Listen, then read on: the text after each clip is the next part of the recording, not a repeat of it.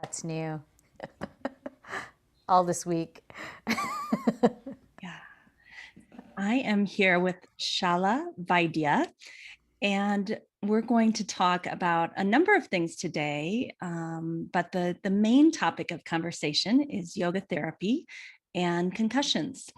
But before we get started, I just want to thank our listeners because in just 3 short weeks, we have almost 1,000 downloads of this podcast. And I couldn't be more thrilled that people are interested in such a niche topic.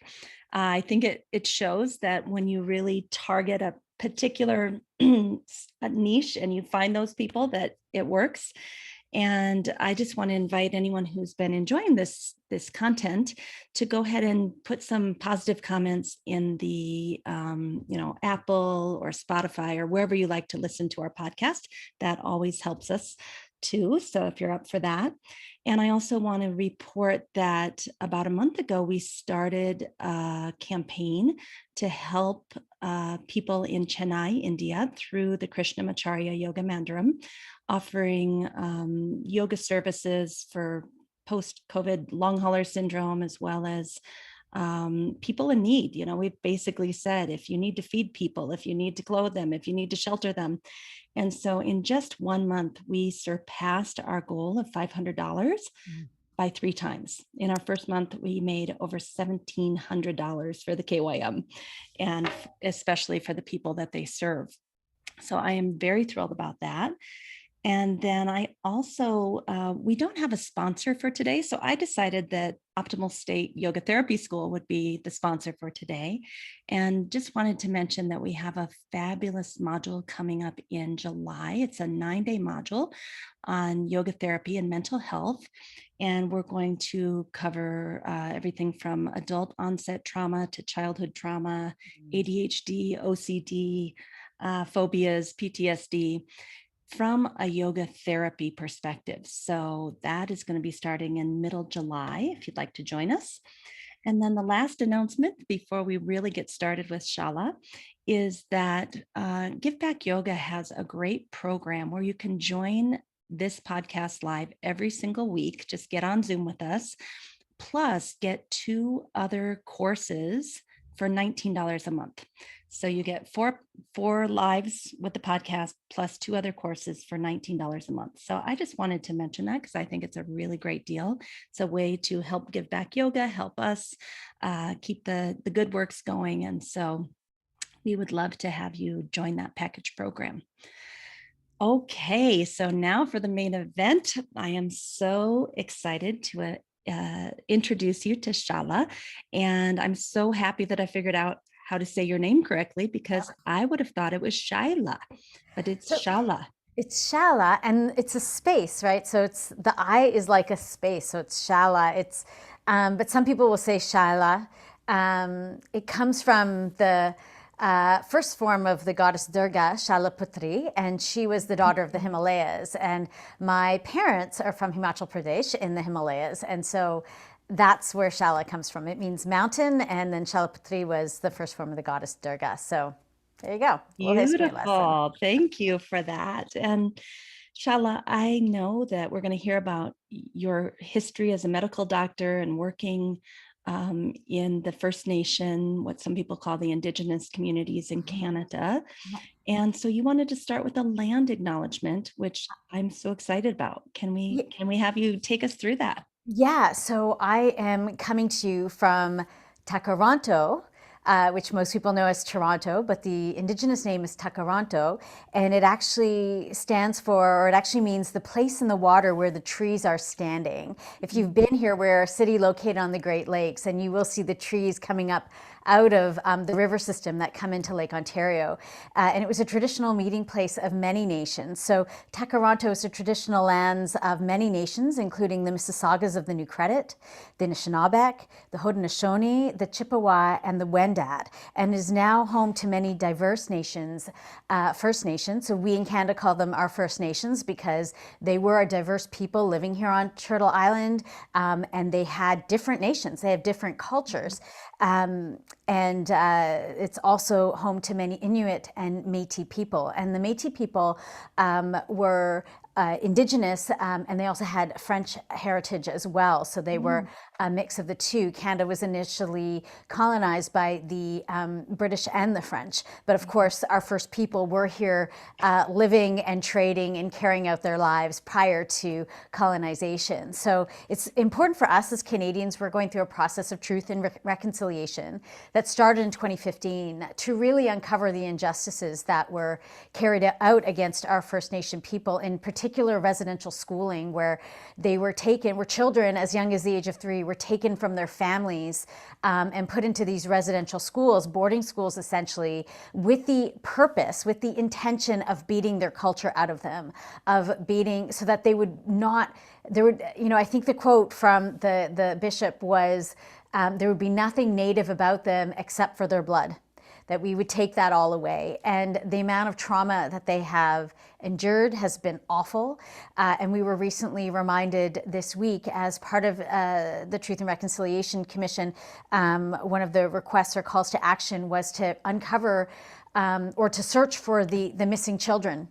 And just outside, or just in the interior of British Columbia, in Tecumloops, and I didn't write down the full name of that area. I totally apologize, but pronounced Tecumloops.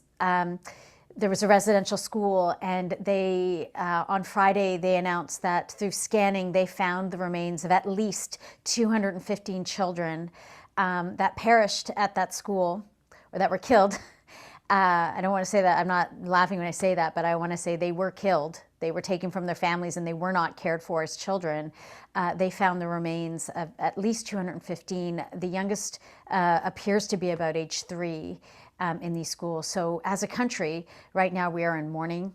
And what I read, and I don't, you can correct me, but I read there was over 4,000 missing children, but those are the 215 are the ones they found on the actual site. Yeah, those are the ones we just found on the site. There's 60, at least, there's stories of half the children going missing when we actually listen to families. There's reports of maybe 6,000, more likely more than that. We don't know. The schools have kept records, but they haven't released the records to the public. So we're still trying to get those records released. We're still, as a nation, as a country, prioritize, or hopefully we want to take action and try to find these missing children and find these bodies and return them back to their home communities. Yeah. So their people can grieve. And I love this truth and reconciliation, because there is no truth without reconciliation. Yeah. In any situation where people have been mistreated and murdered and all of this. So yeah. I'm really happy that you brought this up. I'll say that I'm on the land of the Serrano Indians and really feel them. Even, I live up in the mountains in a cabin in the woods out away from society, but I walk in the woods every day and I feel them. They're still here. Yeah. So Shailla, one of the reasons this particular land acknowledgement and acknowledgement of the devastation that's happened came up is because you and I had a very brief conversation about what happens to people in terms of trauma when their culture, their rituals gets taken away. And that has even happened in the yoga community to a lot of South Asians. Yeah. So we're going to get to concussions, but I think this is such an important conversation to touch on, and maybe we can have you back to have a whole conversation about just this. But yeah, tell us a little bit more, as a South Asian woman, how it is to have your rituals and your culture devastated and not appreciated. It's really hard and it's painful. It does invoke a pain at a level of, it's like at my genes. It's like deeper than my bones, that I feel this. And it's not that I don't want people sharing the culture. It's a matter of acknowledging it. Like, I can walk into yoga spaces and people will ask me, well, when did you come to yoga? How long have you practiced it? They'll be talking about Ayurveda, and I'll say, well, I'm Indian, like I'm South Asian, and we use South Asian instead of Indian because Indian again is a colonized term. It's a term that was given by the British. Hindu or Hindustani, or and South Asia is a blend of so many different cultures, and people identify with those cultures. I was mentioning I'm from Himachal, from the Himalayas, and from the valley part. So Bahadi is how they would recognize somebody like me. And if you look at me and you look at other people from that area, we look the same, which to me is very interesting, having grown up as a settler here on Turtle Island here in Canada, because I grew up feeling other. And I grew up not just other, but then shamed for a lot of my non-Christian beliefs, right? Oh, you must be heathen. If you're not Christian, you're heathen, or you're savage, or these ways are wrong. And India was also colonized by the British. So they were shamed and they were prevented from practicing their traditions. And, how the traditions are practiced also got colonized. So they were taught to others from a colonized lens. And that's really difficult because in one sense, we would like somebody else to understand what our culture is about. And so we explain it to them in a way that they will understand it. But in that translation, key pieces get lost because the perspective actually changes. Because the way that in my culture, I would perceive something or explain it is very different than how that would be explained from a Eurocentric point of view. So even the translation is lost, and how it gets translated is lost. And so that's really what colonization has done. And I also have to decolonize myself. How I understand yoga has also come through this colonized lens, and there is a resurgence in India of trying to get back to the roots of what is actually being said here in these Sanskrit texts, and what does this really mean, without having to apply the colonial perspective on it, which has clouded all of our minds, right? It's one of the vrittis, that we're trying to see through, and that's the work that I think many people around the world are doing now, in the yoga community, here in Canada, in the First Nations community, in the Indigenous communities. And for me, again, just that acknowledgement, I don't think the acknowledgement is enough, but to be acknowledged is that I'm being seen. I am being seen for who I am, as opposed to being shamed for who I am, or being treated other because of the color of my skin, or the way my name sounds, or my foods or my tradition. To be seen and to have space held for us so it's not shamed. That's how I relate to it, and that's how I feel about it. So I hope I answered the question, because I have sometimes I get a little tangential. I'm like, did I answer that question? I have a whole notebook of notes from some podcasts you've done that I'll put in the show notes if people want to learn more about it. But Great. What I heard you just say is hold space, allow South Asians to be seen, to be heard, to lead us, to help connect us to our roots in yoga, and acknowledge where it came from, and keep studying, keep trying to go back to the original source. Yeah. Even though we may speak in a language, a more Eurocentric language that appeals, to the people we're trying to talk to, because that's the language they understand, have that connection so that it comes through as pure as possible. Yeah. Yeah.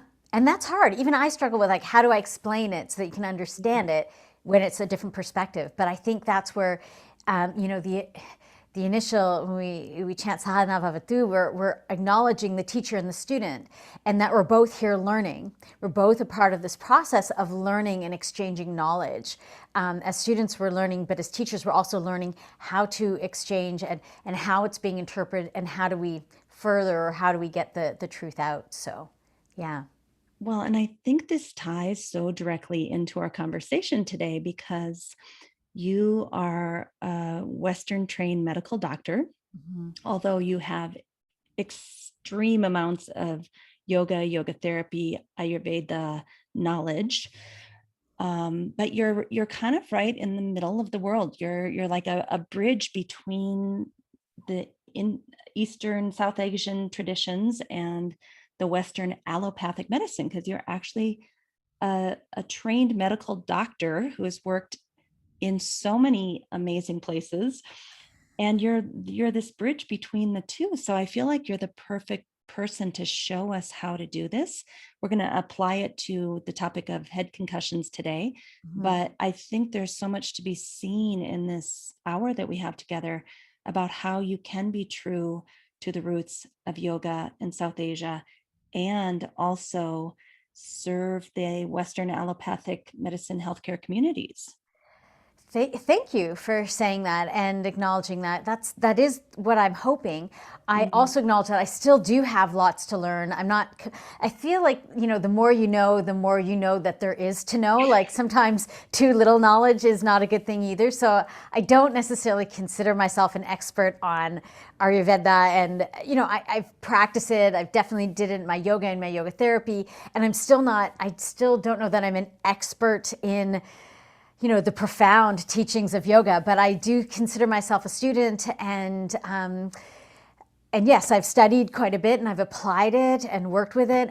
But I do want to acknowledge, I think we all are still students as we go through this. We all are still learning. So this is 100%. what I'm learning. And I think we learn through the practice, right? We learn through the practice of understanding, because every time I go back to the sutras, every time I read the Gita, I peel off another layer that is, oh, it's deeper. There's Yeah. even more meaning here, So yeah.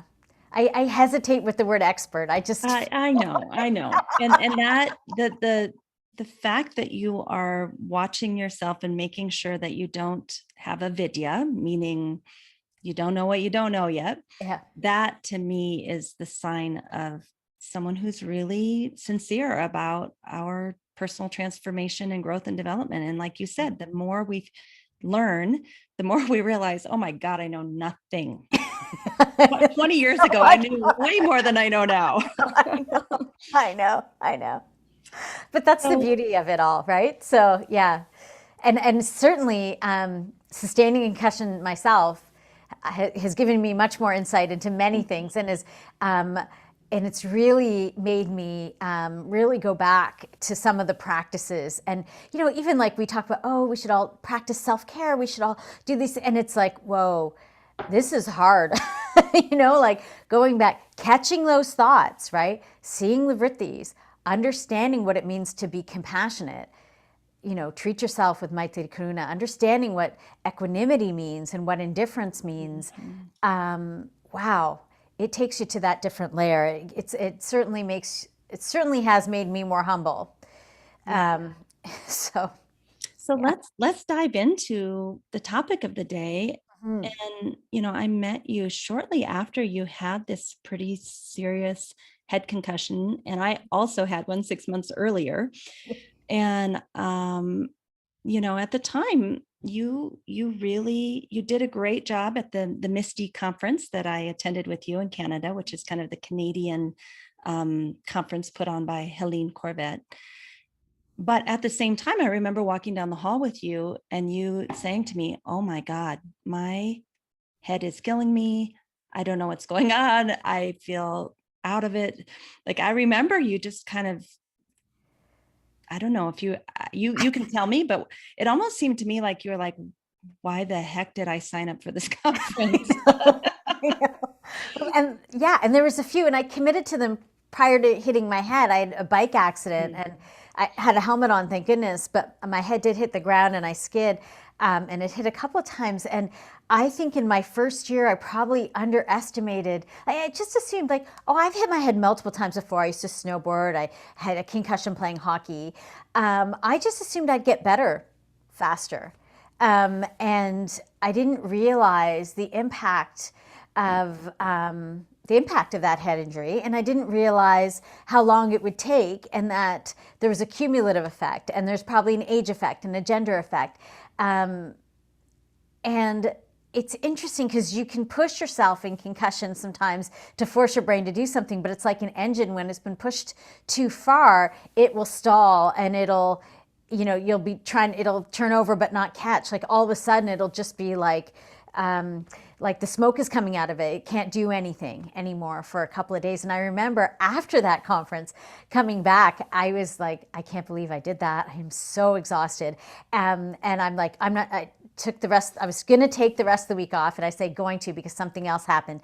And I told my best friend, she was like, I can't, you just need to rest. You just need to stop, do nothing. This whole next week, you're not going to do anything. And that's what I needed because presenting, I was happy to present. And, you know, this is the other thing when you have an injury, you remember who you were before and you want to get back to that place. And I knew I wanted to do that. I wanted to get up there and present and get on with my life. And I think, you know, overall it was okay. I did a good job, but I did need to like totally crash and take those breaks. And I did have to remove myself from some of the fun parts because the sound was just too loud with concussion, especially early on. And people say this with hearing aids too, and they put them in that they hear everything and they can't differentiate. And I don't think I understood how much the brain did to focus or to pick out sounds or whatever until my brain couldn't do that anymore.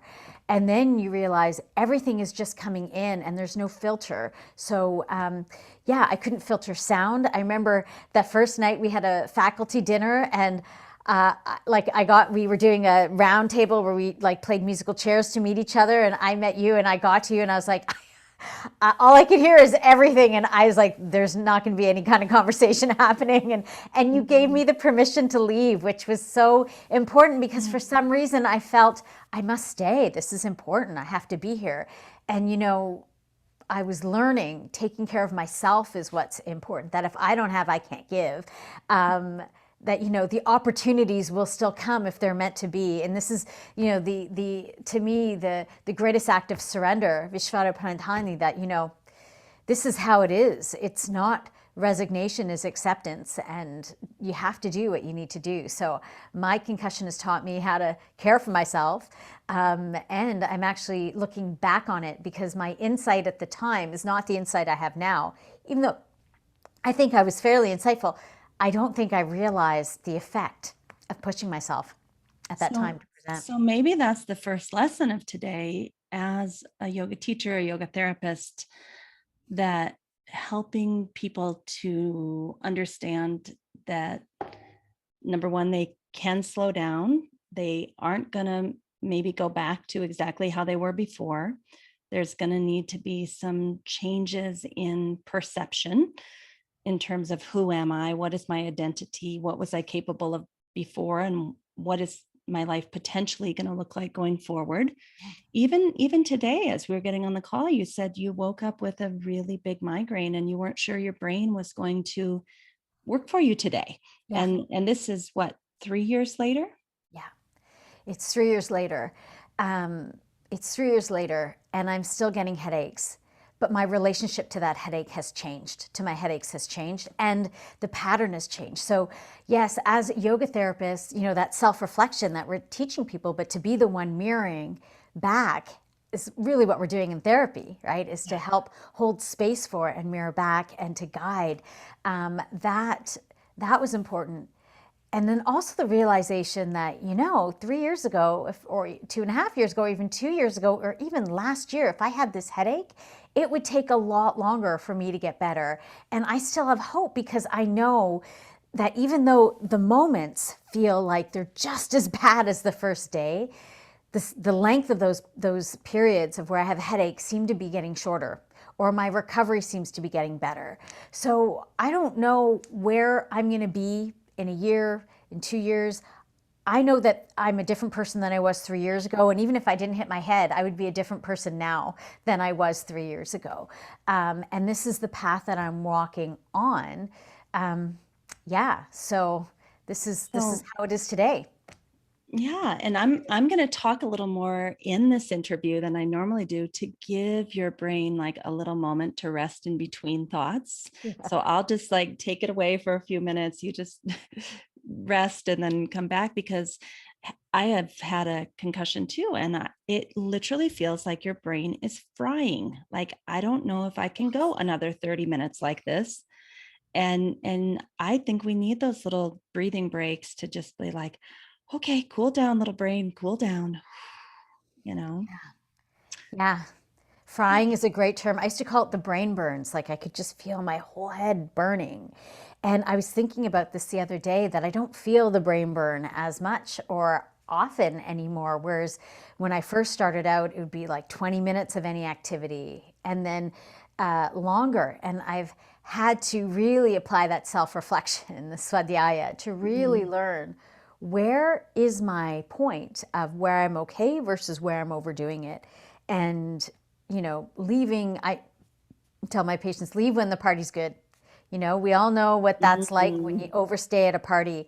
Can you know when the party is happening and you want to leave when the party's good? And that's often the first signal. Like sometimes we get a signal that says, oh, I can only do this for another 10 minutes or 15 minutes. But when we can pay attention to that and say, no, actually, that is the signal. That is the signal that it's time to stop. And that's where the mindfulness piece, the meditation piece, the awareness piece, the self-reflection piece of yoga really comes into place. That as we can build that muscle and understand it or observe it and recognize it, that's when we can start to get better. Yeah. I love that.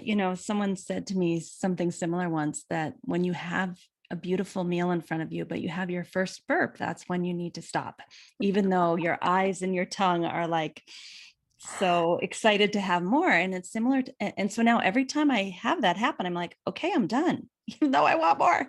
But it's similar. There's some thought that comes in and says, the party's still good, but you're not going to last much longer. And that's when you get your coat or your get off Zoom or whatever it is, Yeah. turn your camera off and allow yourself that grace to go take care of yourself. Yeah. Allow yourself, give yourself that permission, right? That is so important. So many of us, I know myself, I'm trained as a physician, I'm a type A personality. It's been go, go, go. And that voice inside my head that pushes me has been there. And I've really had to, I've observed it before, I saw it before. I'm so blessed that I had a strong yoga practice, a strong self-compassion practice prior to hitting my head. So I knew that voice. But boy, when it jumped in after this, was I able to really create more space between that part of me and make room for the more compassionate part of me that needed to come Mm. in.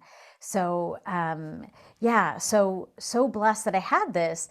And I remember my sister-in-law saying to me, "Do you think you hit your head like to take this perspective back into medicine?" And I would not want to wish anyone to hit their head for anything, but coming from the perspective that I've had, I think we all need a sense of purpose. After any injury, we can lose so much of ourselves. And if we don't have that sense of purpose, we may lose even more. But if we can actually hold on to something, it will guide us. And for me, my sense of purpose has really become filling this gap into what I saw in concussion care as I started to go through the medical system as a patient. And I know how unorganized it can be. I was even more shocked as a patient to have to be the one to navigate my way through. And what I realized as I was doing that was that my yoga practice sustained me. It saved me. And everybody says, oh, yoga saves me. And yoga has saved me many times. But this time it really did, because there were times when you get a headache or when you're not feeling good. And it's really boring. Like at first it's frustrating, but then when you really sit with it, it gets boring. But I had a strong meditation practice. So I was able to go to that and to do some techniques and to see what was actually happening in my brain. Because I think the hardest thing with a brain injury or concussion that I didn't get before was that my consciousness is still here. My consciousness is still inside my brain and my body, right? Like it's deeper. We know that with the koshas. But I could perceive that my brain wasn't working the way it used to work. And I could perceive, everyone's like, oh, it's anxiety. And it's like, no, my brain isn't working. Like I'm getting these symptoms because my brain isn't working. And to have that space actually also allowed me to soothe it. And then, with my background in yoga therapy, understand concepts of how the nervous system works, understand neuroplasticity.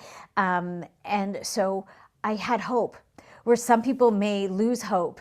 I actually had hope that some of these techniques, the things that I knew how to do, were actually going to be helpful, because I had seen the science around that on how the brain can change, and how these techniques were so helpful. So I just felt so blessed that, having had the concussion, I also had this background to be able to use the techniques that I knew to help me get better.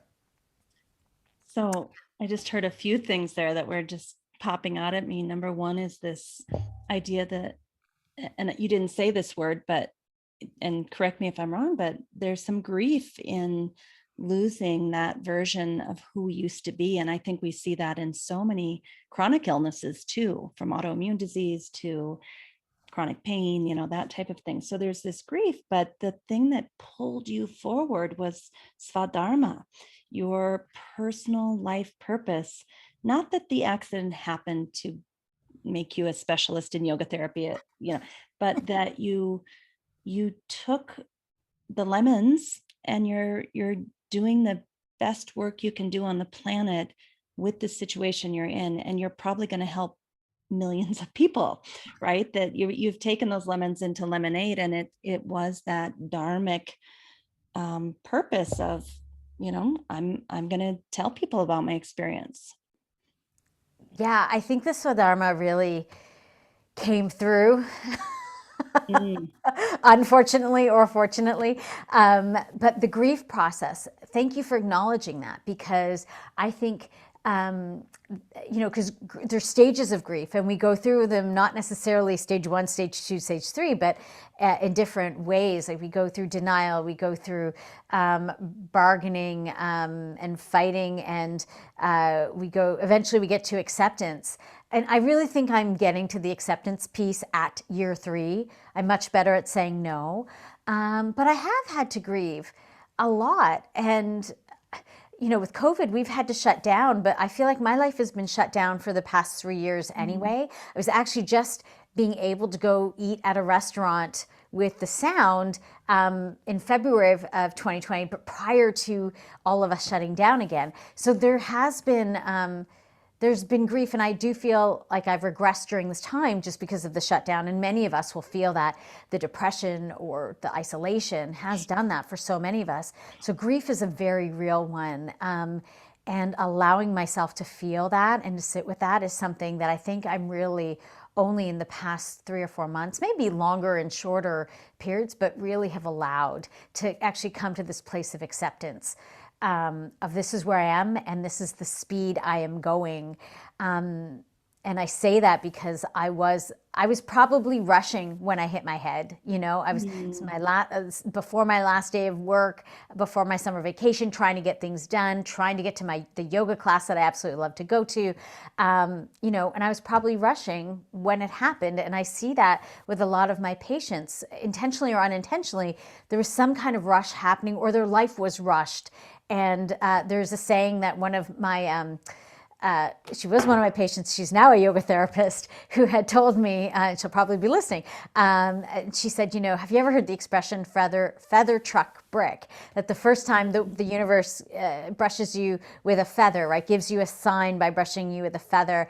And if you don't heed the call, you get hit with a brick. And if you don't heed that call, you'll be hit with a truck. And this to me was definitely the truck. And I thought I was listening to the sign, but I think the sign was really you got to slow down.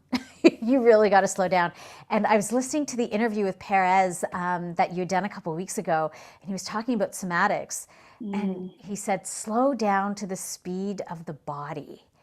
And that phrase just resonated so much with me, because as much as I was a practitioner of yoga, a meditator, as much as I could get there, to live there it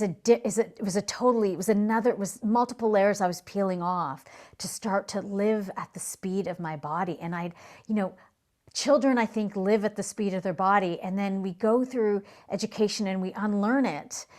My life taught me to unlearn the cues from my body, to numb to them, especially being a physician. Yep. And I can't live like that anymore. It's not sustainable. My brain will physically shut down. So grieving, yes, and slowing down are definitely the way I have to move forward. Yeah. So this program, yeah. Go on. And just to say, I work for a university, but what we're starting to say, even at our university, is that the way that we educate people, especially doctors and nurses, it's a colonial way to educate people that you do have to de-link from your body.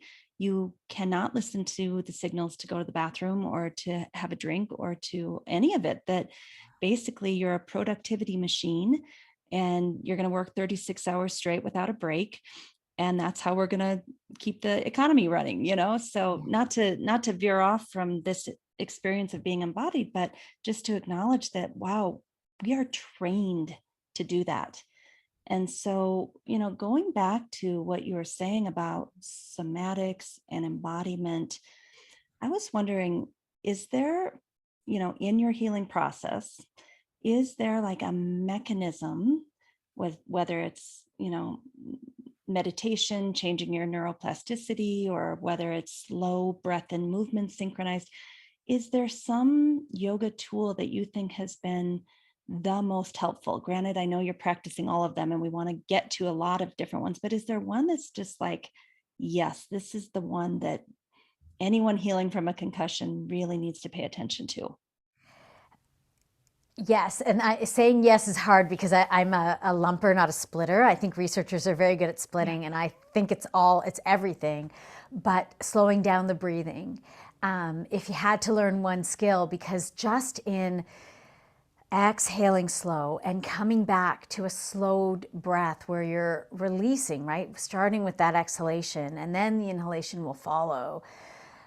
So much can happen just by regulating the breath and by working with that. And we see that physiologically. We can measure that with heart rate variability. But slowing down to feel the breath and experience it as one tool is huge, because it affects the mind, the body, everything, right? The body and the mind are connected through the breath. There's no separation. I actually have had a hard time with the word embodiment, because I love it. I understand what it is, and I think it recognizes that we're not embodied, and yet at the same time, it still seems so foreign to me. It's Eurocentric in a sense, because indigenous cultures never separated mind from Right. body, because Right. they were going slow.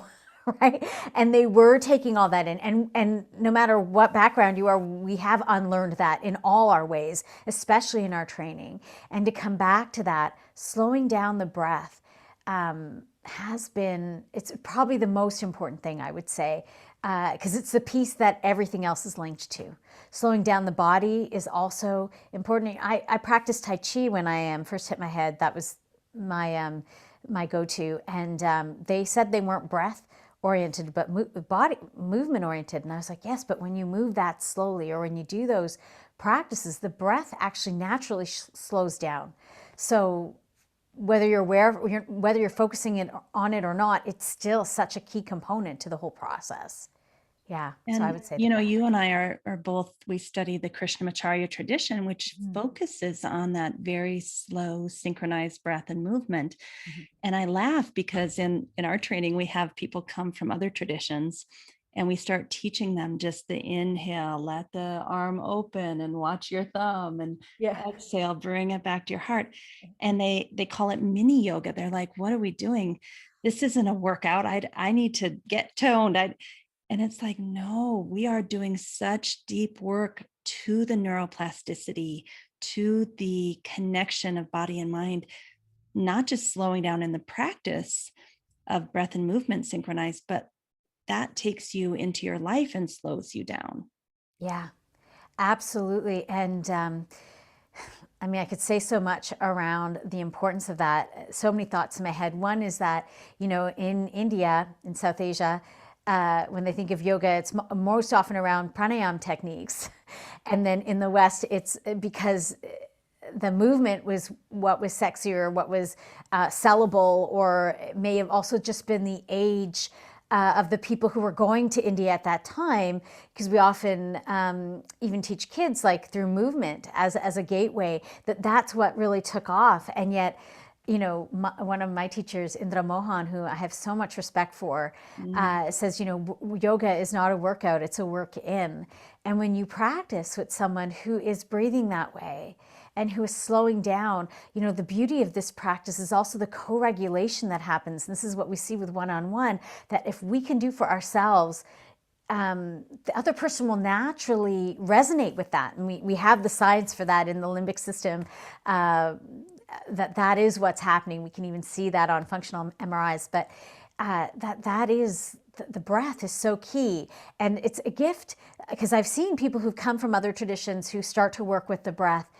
And when they get there, they realize, wow, they see what was wrong, right? Or not, I don't want to say wrong, but they see what was missing, and they start to feel, and they get to see the power of that. So that's great. It's great work that you're doing, that you're teaching them, and I'm glad to be carrying it through too, because I grew up with a pundit who taught us some of the stuff, and I learned it in my family. And then as I got older and was exploring more, I actually did a course in my undergraduate with Dr. Ravi Ravindra, who also had studied at KYM in the 80s. So he was the first one to teach me about Krishnamacharya and the sutras and the koshas and all of this stuff.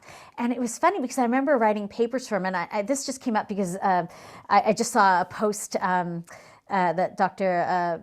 Ananda had posted yesterday, and I said, this reminds me of this paper I wrote about how the koshas were like the onion. And so this is why I'm having this memory, right? This is the samskara that's coming up, pulling up this memory. But that really kind of guided me. And then when I would go and practice yoga, this was in the 1990s, so the yoga boom in Canada anyway, I can't speak for the US, really happened around the 2000s, right? When everybody just started to do yoga and it became this workout. And I remember even one of my patients at that time coming up to me and saying, yeah, there's like this power yoga now, and there's all these things. And she's like, what do you think of that? I remember being a resident, hearing that and going, I don't relate to that. And I remember going to yoga classes where I was like, okay, I'm going to do this, but I don't relate to it. And then the minute I went to a class with somebody who focused on the breath or who did it slow, it resonated to like, this is yoga, right? Like, this is what it is. And then I ended up just because you go to a yoga class, you don't resonate, you don't necessarily go back to that teacher. So you find your teachers. And I remember going to a class with Tracy Sograti, who is a yoga therapist here in Toronto. And I remember her saying, yoga is chitta vritti nirodha. And there was me and another Indian girl in the class. And we came up to her after, and we were like, Tracy, you're teaching yoga. And she's like, I know. And I was like, nobody teaches yoga. They don't teach it, but you're teaching it. And that's how I got linked to Felicia and Ante Pavlovich, who were teaching yoga therapy at Yoga Therapy Toronto, who also studied at KYM, I believe, with you. And you find your people. And this is what I hope to, these teachings are what I hope to bring forward, because I find them so powerful.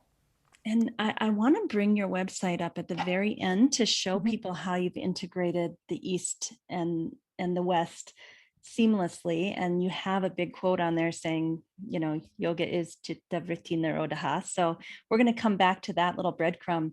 But I just want to stay a little bit longer with the tools of yoga that we have in our tool basket that are not psychotherapy, they're not physical therapy, they're not speech therapy, we have our own set of tools, and you've chosen to use them to work with concussion as one of your niches that you're helping people with.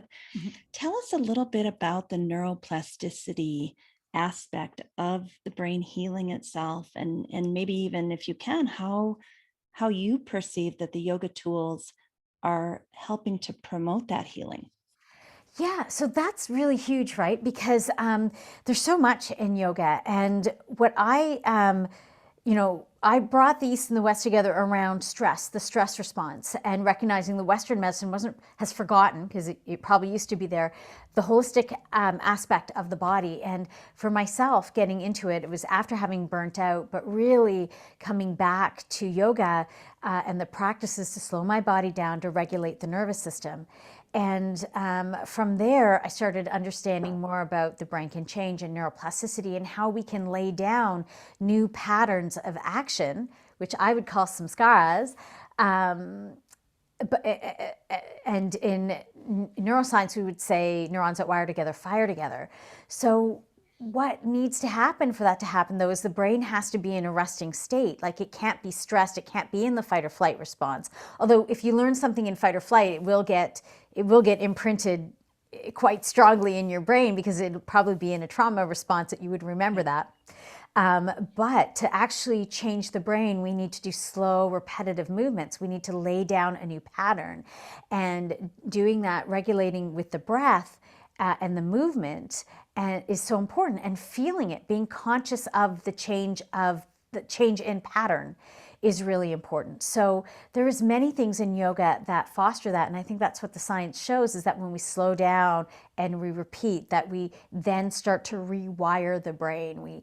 The neurons will start to connect, and they can even see now on functional MRIs the connections. I think they're called connectomes of the neurons that are rewiring, and learning, right? So in brain injury, the brain will try to repair itself first, and then if it can't, it may need to get rid of the cells that are not working. But then another area of the brain can relearn that technique. And many people who work in stroke already know this, right? We knew this through physical medicine rehabilitation, through physiotherapy, as you had mentioned, that we can retrain it. But what I think yoga offers is that it's this missing piece for so many reasons. And regulating the nervous system is a huge one. When we can start to regulate that nervous system and practice and be mindful and meditative and be compassionate, that we actually start to lay down the new pattern. And when I tell people, when I'm speaking to the medical community, is that they've been chanting this for almost 5,000 years. Like, this is not new knowledge.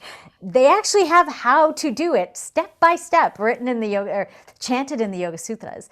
And so, it's not just the neuroplastic part of it, which I think is really important, because the piece that I think is also missing with head injury is we think, oh, there was a head injury, but we forget that there was a trauma. There was a physical trauma, but there was also a mental trauma. And because of that trauma, and I don't separate, because physical and mental, it's the same. It's trauma. Trauma is trauma. Is that the nervous system has been dysregulated, and we need to re-regulate it. And we need to bring it back into regulation in order to heal. So you can't have physical without mental healing. It has to come together. And what I found in the concussion community as I was the patient, was everybody was focusing on the physical trauma and then talking about, but they're all so anxious and they all have this. And it's like, well, no, that's actually not anxiety. It's PTSD. And it's a reaction to the fact the brain isn't functioning as it used to. And, Right. and they all say, oh, well, when we retrain the brain, their anxiety gets better. And it's like, well, actually, in order to retrain the brain, we need to regulate the nervous system. And as we start to do this, everything does start to get better, but it's not one thing or the other. It's the whole body coming back into alignment, which I think yoga helps us with. Body, breath, and mind, we come into alignment. The thoughts start to come into alignment. Our actions start to come into alignment. So it's so much more all-encompassing.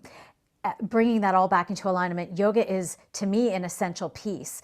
And in the medical community, of course, oh, it's mindfulness, oh, it's somatics, oh, it's this. We break it up, or it's compassion-based therapy, or this. But really, I call it yoga. Like, I am kind of sick of just saying, oh, it's mindfulness. Yes, it's no.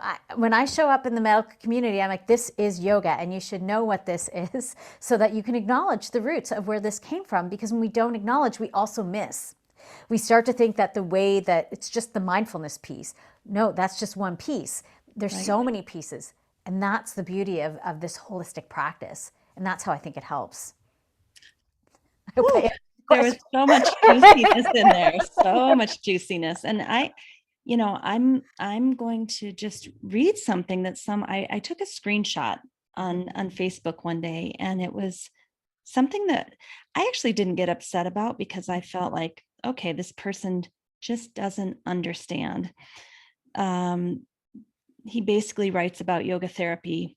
It's a new age medicalization of a religious practice based on superstition and magical thinking. It's superpowered stretching. And the person that sent this to me to be like, what the heck, was very upset. And I laughed. I literally laughed, because I thought, talk about avidya, talk about not knowing what you don't know. I Right. mean, almost every day I look at that quote and laugh more because I'm like, this stuff is real and it's being proven through neuroscience. And you can actually see it showing up in the medical community, the medical literature, the research. And it's sad that I guess we're just at an early stage of the development of the field of yoga therapy to understand how powerful it really is in changing the nervous system and how it functions and getting us better vagal tone so that we can learn new things and lay down new neural pathways from our parasympathetic nervous system. Yeah. Yeah, yes, thank you for summarizing that so well. And there's so much in that quote that I think is happening. Not only are we getting the science, but it's also happening at a time when we're also starting to decolonize ourselves and our minds. And I'm going to bring that word up when we're starting to actually recognize that there's truth and there's healing and there's a reason why the shaman made everyone shake, and we can now show that. It's not new age. I get very upset with that. It's old age. It's very old age. It may be taken up by the new age community because many of them have trauma and they're searching for healing. And so then it becomes that. I get very upset as well, I do, when people say it's woohoo or this is woohoo, because I think, no, it's just a different culture or a different perspective than what you're used to.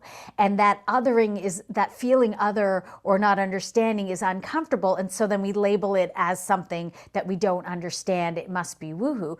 But really, when we sit down and study it, there's a lot to this. And yes, we can start to prove it. And it's hard. Like, I have the utmost respect for the researchers. Like I said, I'm a lumper, not a splitter. I'm more of a knowledge translator than a researcher. Although I come from researchers, I didn't get that gene. I have a tremendous amount of respect for people like Dr. Shirley Tellis and Dr. Satbir Khalsa and many other people, Dr. Richard Davidson, John Kabat-Zinn, Dr. John Kabat-Zinn, Dr. Herbert Benson, who all took these techniques and started to study them because they're so complex and they're so interwoven that to be able to single out a piece and actually show how this part of the piece works is amazing to me. And so I think there's a lot, it's not woohoo. It's not Right. woohoo. And to say it's woohoo, I'm bordering on being starting to say that thinking of it that way is racist and colonized because Well, you're not understanding, you're not respecting the culture, and you're not taking the time to understand or research what it is. You're just assuming that it's woohoo and it's whatever. well, and I just had this realization as I heard you talking. It's not as triggering to me because it's not my original culture that's being bashed. And so I'm like, this guy's a little nuts. Like, Yeah. let's just brush him to the side because he obviously has not done his research and doesn't know what he's talking about. And for me, because I'm not South Asian, I don't have the trauma around that. And when I watched your reaction just now, which was wonderful and amazing and real time, and I want to honor that you got a little excited because it is traumatizing to have someone do that to the culture that's 5,000 years old. I mean, this is an arrogant statement. Yeah. Yeah, how long do you probably know how long has Western allopathic medicine been around versus the South Asian traditions of yoga and Ayurveda? I mean, isn't it like a couple hundred years for allopathic medicine? Yeah. Yeah. Maybe. Yeah. And where did they get a lot of that as well? Like, where are the roots? Like, we seem to think, oh, it's all we seem to think, or we're taught through history, that civilization is based in Europe, right? That in Greek democracy, in Greek, and not to put down the Greeks, but that's what we're taught, and that is history. And I've had conversations with my friends who are like, well, that's history, that's ancient history. And it's like, there's a lot of other ancient histories that we're just not aware of that contributed to where we are now as human beings, and we're not acknowledging that, or we're not even studying it. And yet it's so important, right? Because I'm going to go back to our Indigenous culture here in Canada. Like, somebody does something wrong, we throw them in jail. Does that actually work?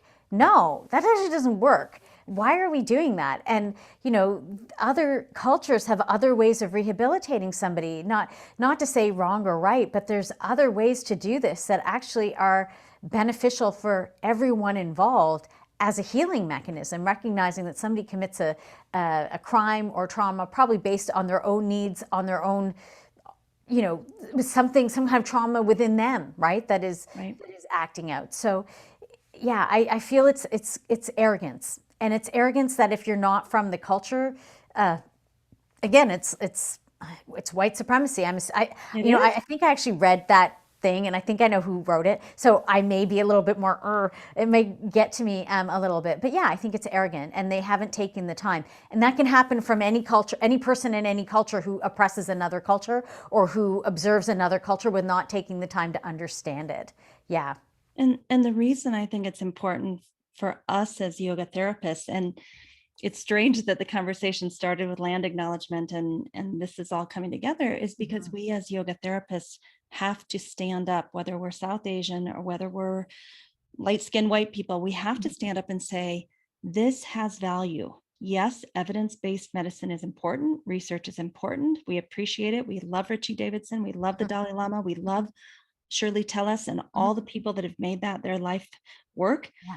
But we actually don't have to have that, because these systems have been around for 5,000 years. They would not have lasted the test of time. And we see the results in our work. And yes, they're getting proven by science now, but we all have to stand up to bullies like that and basically say, you know what? You are being arrogant. You haven't done your homework. You haven't read the current research, and you're not being respectful of Indigenous cultures. Right. Yeah. Yeah. And you know what I think is beautiful about this is that it's multi-level. So the conversation we had started with Indigenous cultures and Indigenous practice and self-awareness and the importance of this in concussion. And I don't think it's far away from concussion, because what I would say is that battle that is happening externally is also happening internally in my head as I am dealing with not understanding what's happening in my head as I'm trying to heal from concussion, and having faith and having hope and doing the practice, not one in a way that would hurt me, but one in a way that would help me, brings us closer to that truth. And that's where I think this whole world is coming to. And I'm not saying COVID did this.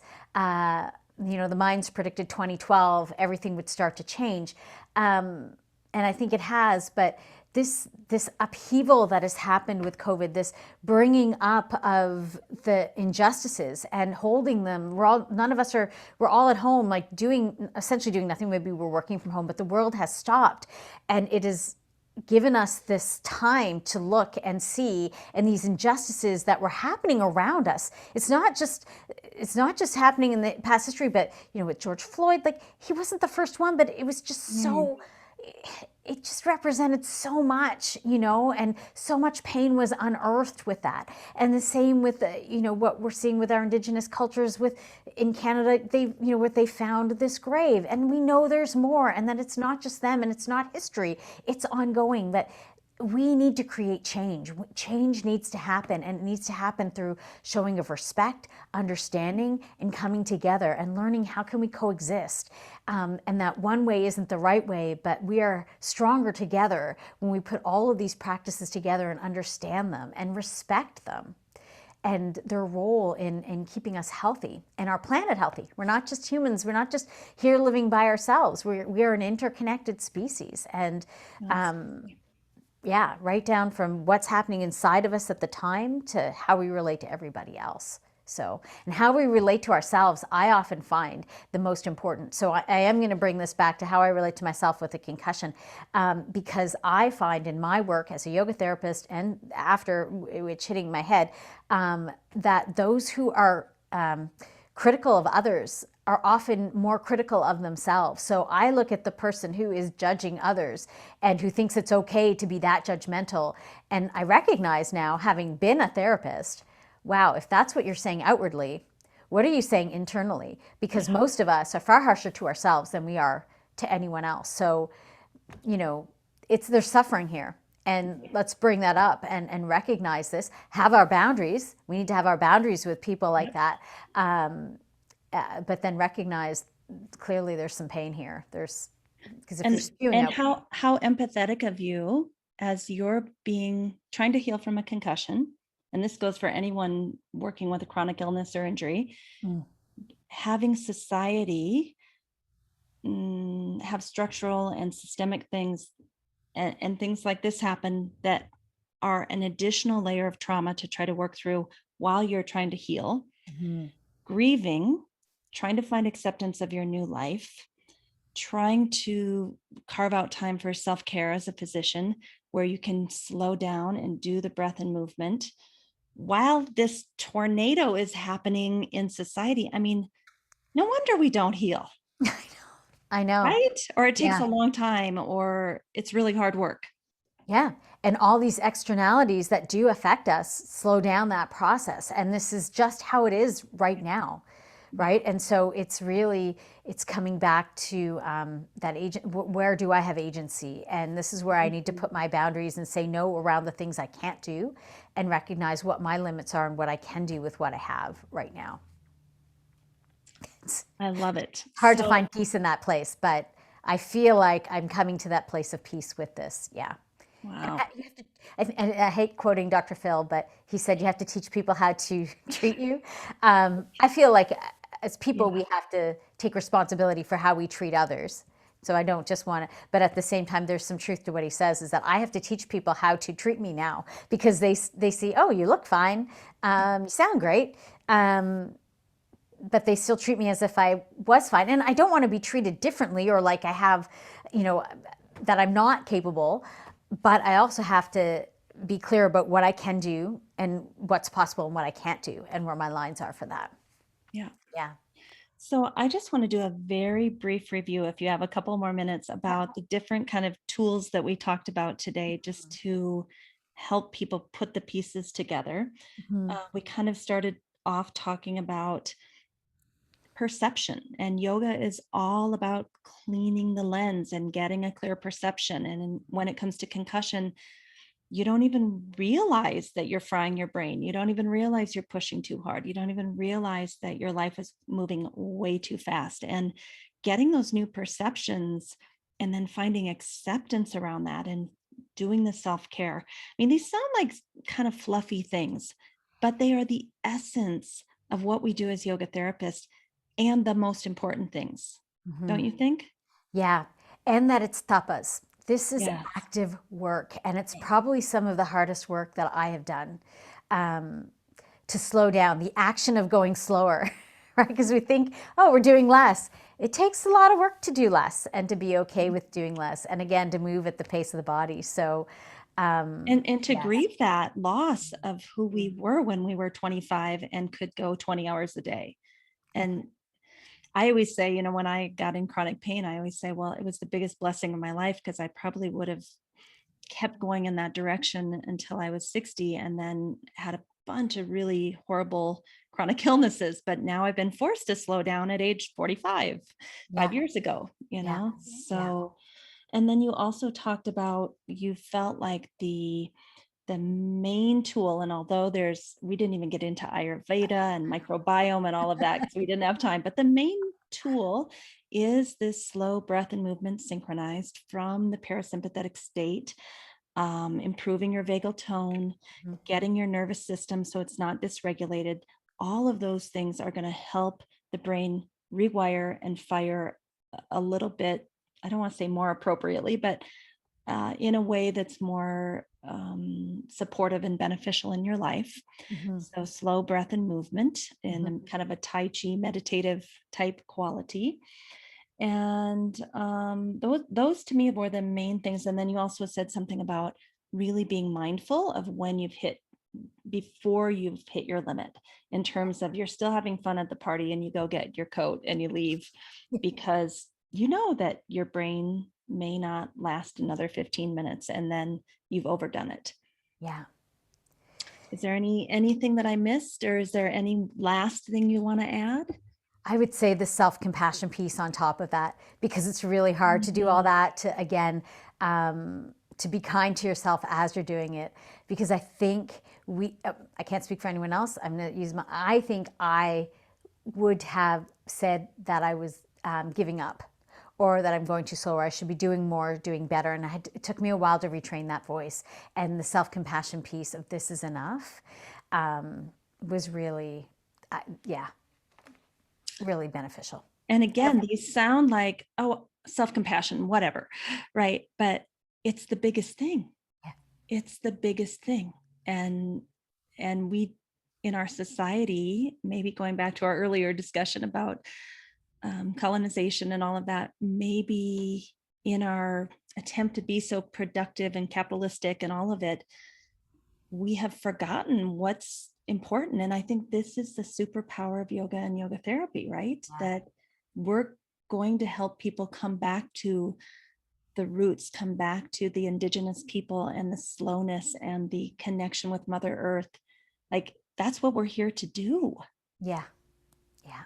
And And it's that's what they've been beautiful. telling us. That's what our indigenous people have been telling us from the beginning. And this is why they experience so much pain with environmental, not just them, but all, we should all be when we see the environment being destroyed. How can we destroy that which sustains us? It doesn't make sense. So, yeah. All right, I know I don't have much time because I'm It's okay. already taking more time than I promised, but I just Okay. wanted people to see your website, which Yeah. is www.theyogamd.ca for Canada, Mhm. theyogamd.ca. And what I want people to see is how you have seamlessly brought together Western allopathic medicine. You are the Yoga MD with not getting rid of the roots of the tree from South Asia. Right here on your website, you start off with yoga chitta vritti nirodha, Yeah. the Yoga Sutras of Patanjali 1.2, and you go through and beautifully bridge the two ways of being in the world. Mhm. And so I just wanted people to really look at your website and see how you've done it so that more people can come in and do this type of work instead of just choosing a side, Yeah. because we need both. We do.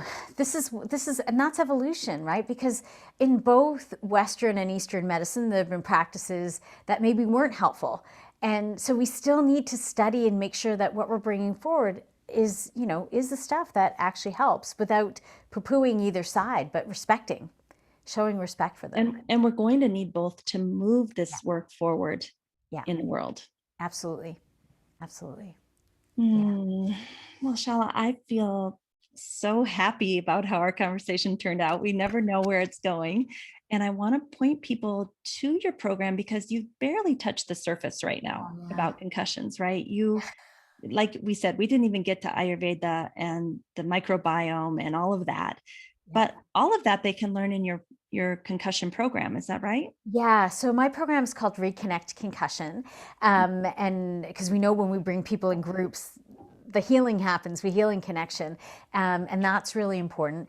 And we look at the nervous system and how it gets affected. And then I do a 3 weeks on lifestyle. So we look at, after we've kind of gone through understanding the process of yoga and regulating the nervous system, we look at improving our sleep, how we can move better, and our diet. What can we do to feed our bodies to help the brain? And I would say it's more of a therapeutic program. Love Your Brain is another program I really wanted to plug here. They've done incredible work and research on training yoga teachers, how to do yoga classes for people with brain injury. So I really want to shout out to the Pierce family, Kyla Pierce, Kevin Pierce, the snowboarder who it's their foundation, his foundation, Love Your Brain. They've done a lot of great work as well. And I'm hoping my program becomes a clinical connector, that people come through it more as a therapeutic. We go a little bit deeper because I am more a therapist and a licensed healthcare practitioner, that then once they've kind of come through my program, the ongoing can be a connector to the Love Your Brain program. But I do want to honor them and recognize them because they've actually done the research around yoga as a benefit, showing benefit for people with brain injury. So Wow. yeah. Amazing. And hopefully we will also, we're researching mine now, more of a program evaluation as opposed Mhm. to, but yeah, so that's what'll It happen. just takes time. A lot of people think you just pop out a research study. No, it cost a lot of money, 3 to 10 years. I mean, many cycles of pilot studies and then, a little more formal studies. So I'm really glad to hear that you're doing kind of a pilot program evaluation. That's so cool. Yeah.